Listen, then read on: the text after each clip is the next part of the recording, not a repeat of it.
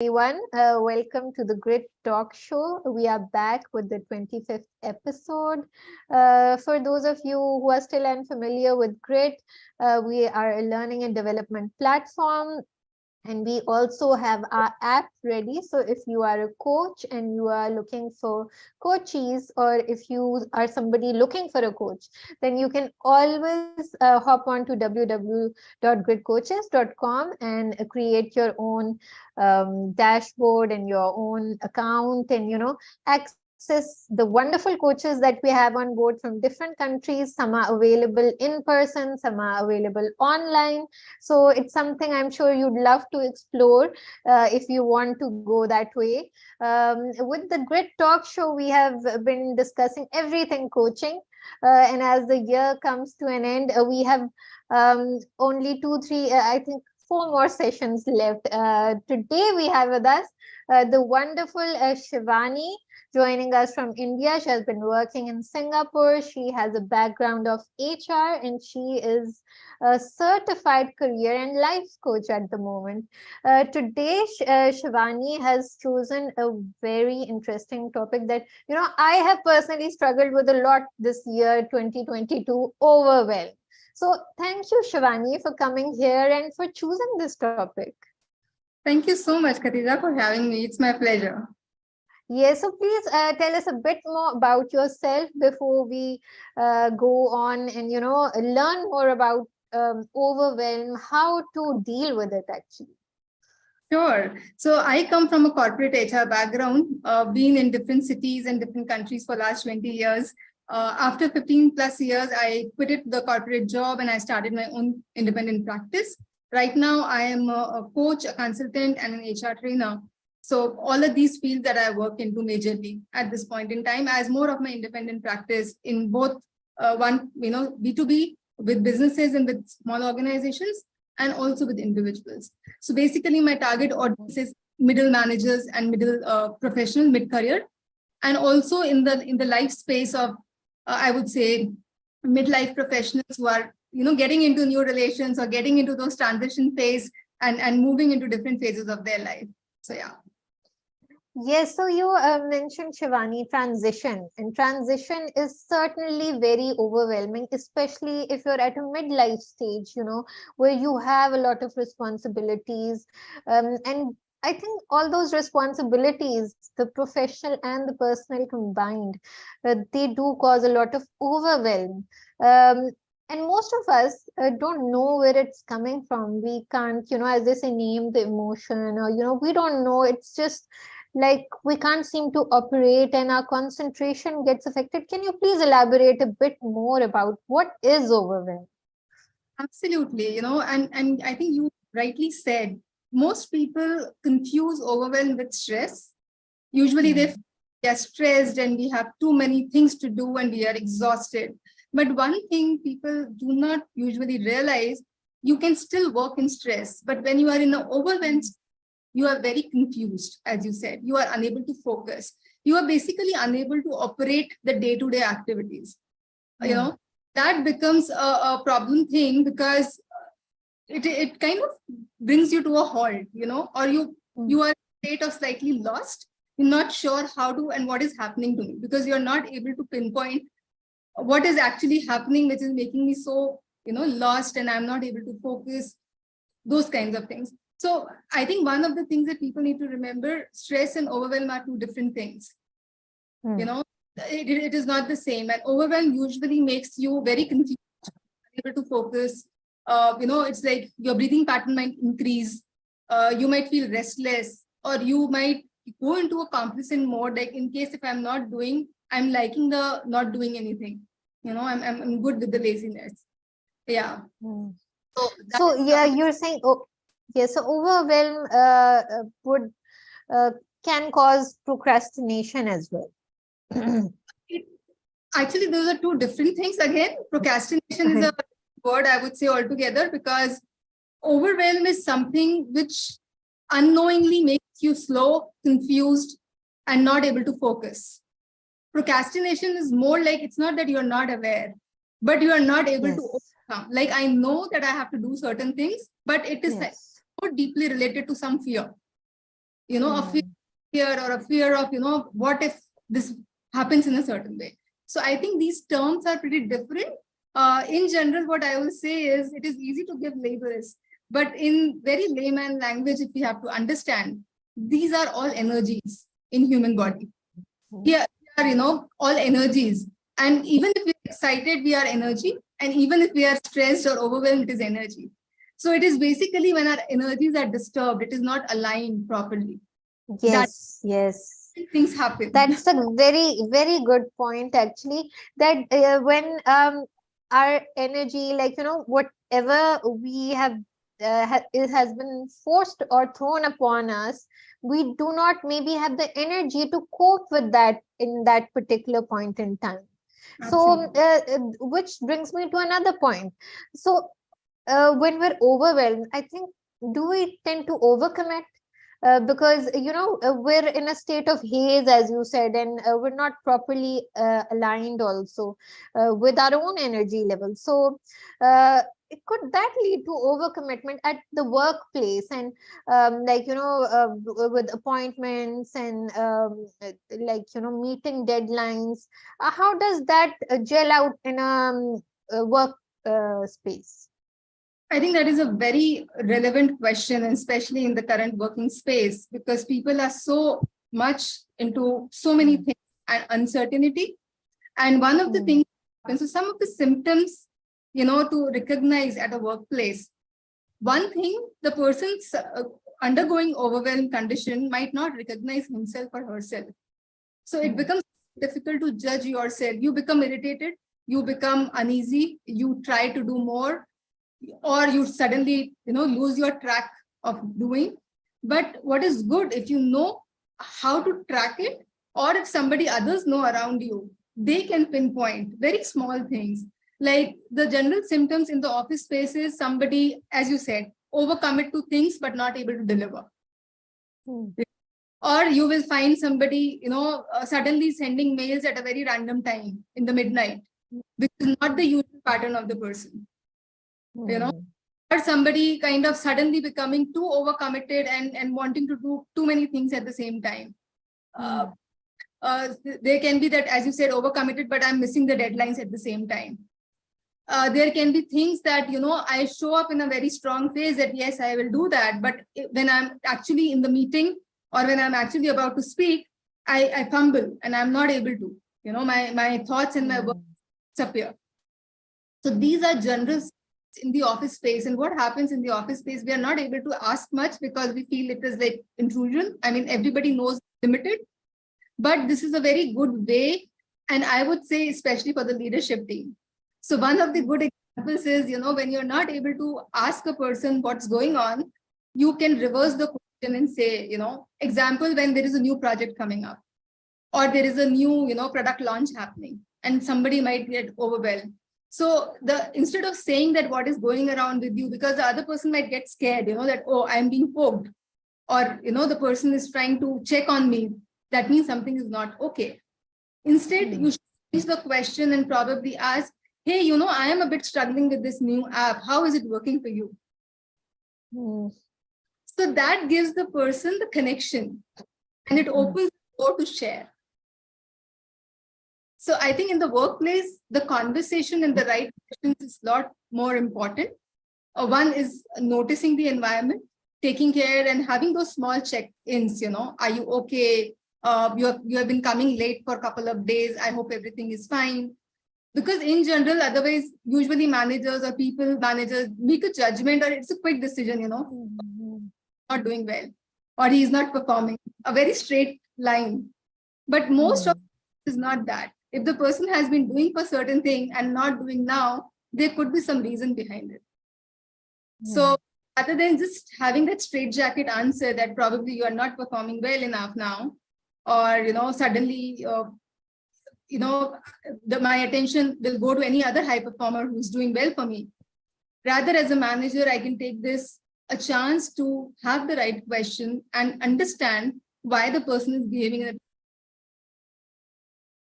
Yes.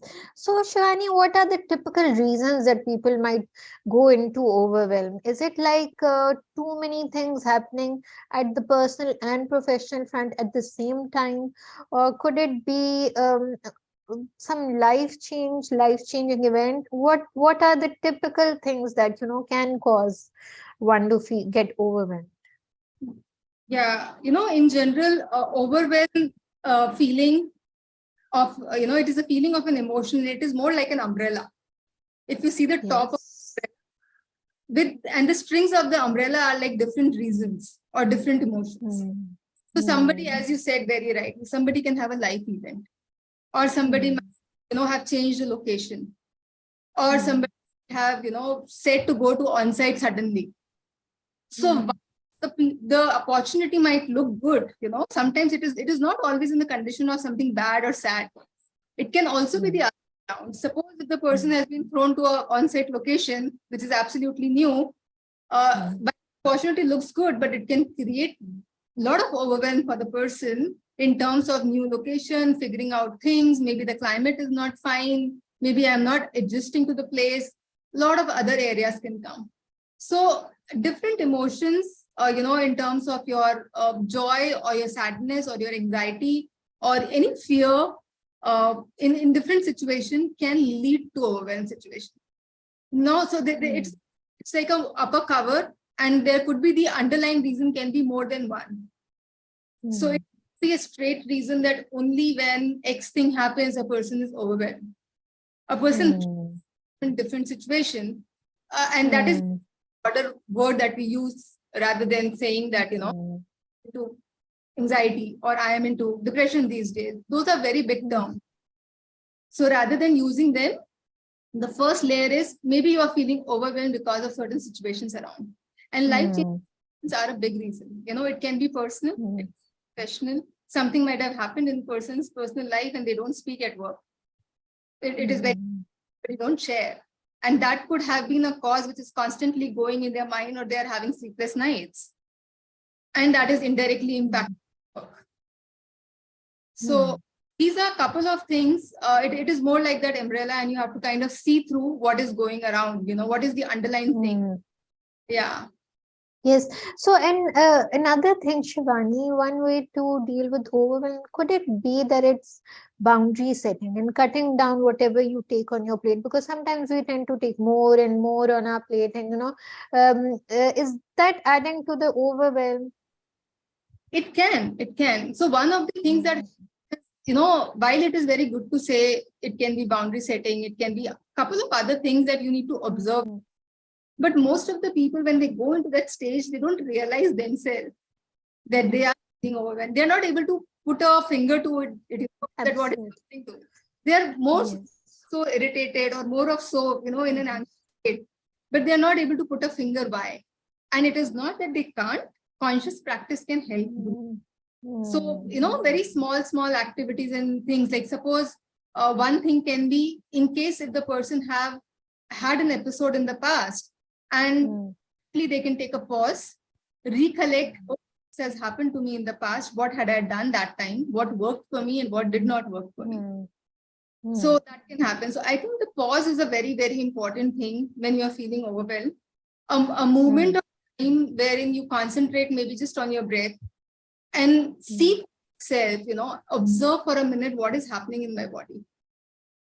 What is my heartbeat very high? Am I feeling palpitation? Am I feeling, more sweaty? Or is it like even butterflies in the stomach? Or what is happening, Hmm. Those sensations give you an idea that, Hmm. can be something the reason. And once you're finding those reasons, unlayering, it becomes easy to tackle. Yeah. So one Hmm. things can be, as I said, having that pause and understanding, have I had this thing earlier or this is very new to me? Hmm. Really help, and what can I do about it?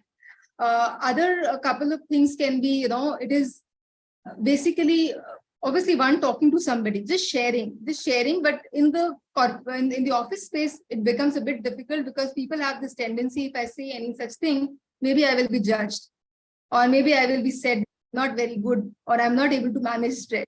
So because they are very quickly judged on certain lines, they don't share. And that is where the society support.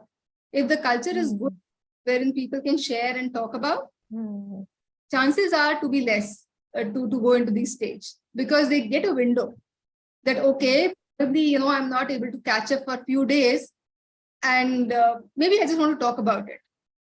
And usually the organizations like who have internal coaches or who have such internal facility to go and share upon, it helps.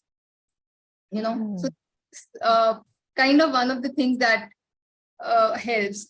Another thing can be very simple but very useful is kind of listing down, or maybe just writing everything that, I have hundreds of things to do, or I'm not liking this, or I'm angry about my boss, how he treated me. And so when you write down it, the energy from the body where it is flowing with that anxiousness, it comes out, it gets a pathway. And then you can basically cut down what is the, okay, this is this the reality? Then checking with the evidence. Is this really happening? Is this not happening? So you basically throw it down for yourself. What is something that is really bothering me? And why I am feeling so, overwhelmed at this point. So this is another very simple exercise that people can take themselves also. The only thing is they need to recognize, rather than putting onto somebody else, getting angry or getting irritated or getting just, getting into tough conversations. Sometimes you answer back the bosses without even thinking, not understanding that it is not the other person. Maybe you are not at the right energy level right now. Yes. So, Shivaani, the one thing which I don't normally do in the sessions, but today it made me think that, a lot of times, even people, who might be listening to us right now, they think that, the person who is sharing so much about a certain thing, I wonder how they deal with that. So, how do you deal with overwhelm when that you is are a very faced with question, insecurity? Katija. And I must say, by the way, feeling overwhelmed is very normal and very natural. So it is not that I will feel and you will not, or somebody, even the expert of the experts, even the best of the successful people, they feel overwhelmed at different stages. So one, to accept that as humans, like we have everything under the umbrella of emotions, this is one of the that we always go through, and when it comes to managing, I think I have a couple of practices that I follow, and it do happen time to time, especially when big changes are happening and things like that. But I have a regular practice of journaling. So journaling almost every day, and that really helps. So another tip that I will leave the viewers with, which is very useful, is making a gratitude list. Every day, if you think of three to four things, not much, which is going good in your life, that can help a lot to shift that energy internally and see more clear mind with a more clear head that, okay, I know these things are bothering, but there are some good things also. And the moment you shift that angle slightly, you open up possibilities. So what can I do about what is bothering me? The question changes, rather than blaming, you become into possibility. So gratitude is one of the very good things. And I do journaling every day. I also meditate very regularly. So it's me, to stay grounded. So for me, it has come to a stage wherein I recognize. So that is the first and foremost important thing. Self-awareness. And because I recognize, sometimes I am completely out of, conversations. Like everybody is different. Some people need somebody to talk to, share with, listen and explain. Somebody like me is happy in their own, solitude, and I can work. But I will get more slow with my social networks. Suddenly I will be, and people who know me closely, I think they are okay. I kind of say them, I am on downtime, and they understand that, okay, maybe she needs some me time, Helps me because I journal, I meditate. I'm also an NLP practitioner, so there are a couple of tools that you can use, from the NLP, which basically helps you to just not let that energy overpower you.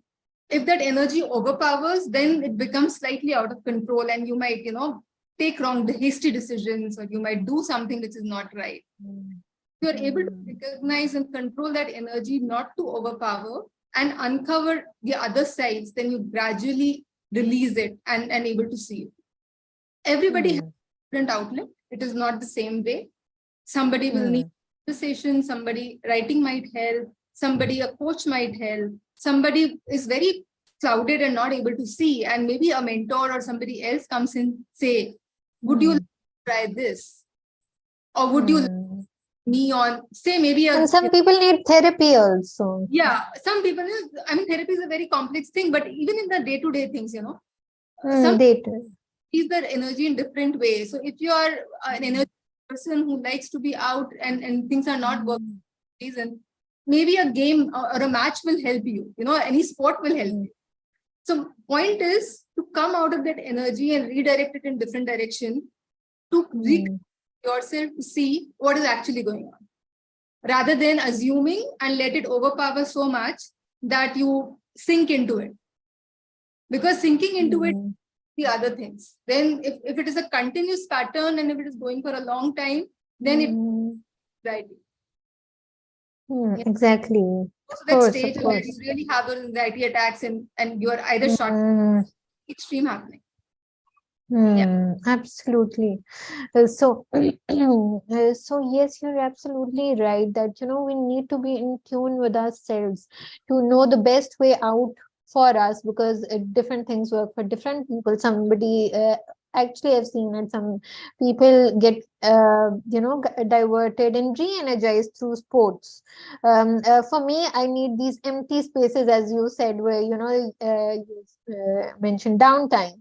So I need lots of downtimes to recollect myself and re-energize myself. So we need to basically be in tune with what works for us and how much we can take. If it's too much, just pause, as you said, and pause, find your thoughts, and cut down on your commitments. Tell people, because I think people overcommit for fear of you can say, because we're all people pleasers at some level. We don't want to say no to others, and then we keep taking more and more commitments, whereas sometimes we can't honor them. And what a lot of people do not realize, and I would really like to stress on that, is that that makes you lose credibility. Because if you're overcommitting and you're not delivering, you are losing credibility, which is something very important if you see in the longer run. I think there is no replacement for credibility at all.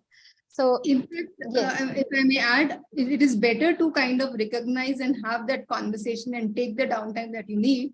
Somebody might understand that even better than to this, that overcommitting and showing that strong face that I will do and then fall flat, because absolutely. Yes, totally. I totally agree with that.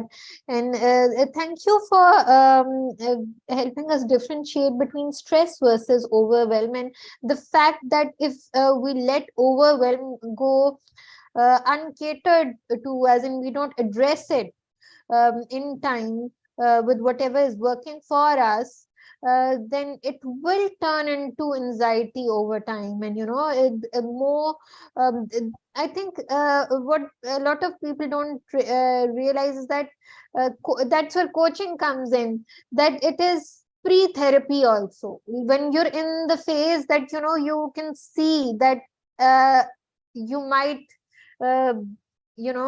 get into more anxious states or state, but that's where the mind and I think mind and body connection comes in. If we are more mindful, more self-aware, so that all those things, and we set our boundaries, all these things can really help us. And yes, as you said, journaling, which I'm very lazy with, and I know most people are, because unless we write them down, our thoughts don't have a structure, and we don't really sometimes know what's bothering us. So Absolutely. anything you'd like to add and give out as a message, Shivaani? I think I will just leave, with one or two tips on the mistakes that people generally do. And this is like unknowingly, and I'm not saying because they don't realize. So one thing is they go into their, unconscious or dominant pattern, because cognitive and the emotional space is not very sorted in the overwhelmed space. they will suddenly go into their dominance in terms of, being more rigid, being more angry, being more, defensive about it, not accepting something is happening. Mm. They become rigid and they close that, okay, no, everything is fine, you don't understand me. So that irritation comes up saying you don't understand me, but they, rather than slowing down and letting it happen, letting it flow. So this is one of the big mistakes I have seen. Couple of people that I have coached, that they go into their dominance thought, and they reject the situation. They go into isolation. So I think this is one thing that you should avoid, irrespective of whatever your personality is, whether you need downtime or whether you energize spaces. If there is point in time coming and somebody is offering, or you need some outlet, allow it to happen. Whatever outlet. Don't kind of restrict it, because you are making your own meanings in mind that people will not like, I will be judged, I will be rejected, XYZ. So that is one of the, I think I will leave, because this happens very, overwhelm is not a very traumatic thing. So it is not a big stage, and that is the reason it is not seen. It is in day to day. Every week, if there is a board meeting happening, or I have to present to any new clients, or I'm going for a new product launch, it can happen that time also. So you know what 2-3 steps I should take before I'm moving on to the big stage, rather than shutting it off and wearing a mask that, okay, no, everything is perfect. So notice in time. Yeah, rather than processing, people avoid, and that is one of the biggest mistakes people do. Don't avoid it, process it within you. I think this is something that I will leave, and don't withdraw yourself from the situation. Don't interpret the feelings as weakness, because it is very common that you feel that, okay, this is a weak thing and I cannot show. I will be rejected or whatever. So yeah, this is something to be taken care of. Yes, absolutely. This reminds me, a couple of days back, I was in a similar situation, and somebody was actually saying that it's a weakness, and I said no, it's these emotions, they are just signs of you being human.